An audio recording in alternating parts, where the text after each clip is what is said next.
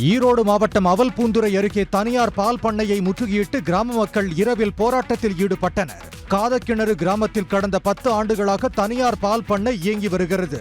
பால் powder, தயிர், மோர், வெண்ணெய் ஆகியவை உற்பத்தி செய்யப்படும் ஆலையில் இருந்து வெளியேற்றப்படும் ரசாயன கழிவுகளால் சுற்றுப்புற பகுதிகளில் உள்ள நீர்நிலைகள் பாதிக்கப்பட்டுள்ளதாகவும் காற்று மாசும் ஏற்பட்டுள்ளதாக கிராம மக்கள் புகார் தெரிவித்துள்ளனர்.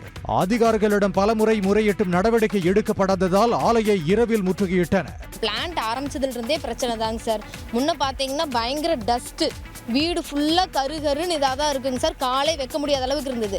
அதுக்காக நாங்கள் என்ன பண்ணோம், இங்கே பஞ்சாயத்து ஆஃபீஸில் போய் இது பண்ணணுங்க சார். ஸ்டாப் பண்ணுறோன்னு சொன்னாங்க. ஓரளவுக்கு கட்டுப்படுத்தியிருக்காங்க. ஆனால் ஃபுல்லாக கட்டுப்படுத்துறாங்கன்னு சொல்ல முடியாது. இன்னும் டஸ்ட் வந்துகிட்டே தான் இருக்குதுங்க சார். இப்போ பார்த்தீங்கன்னா ஸ்மெல்லு சுத்தமாக பொறுக்கவே முடியல.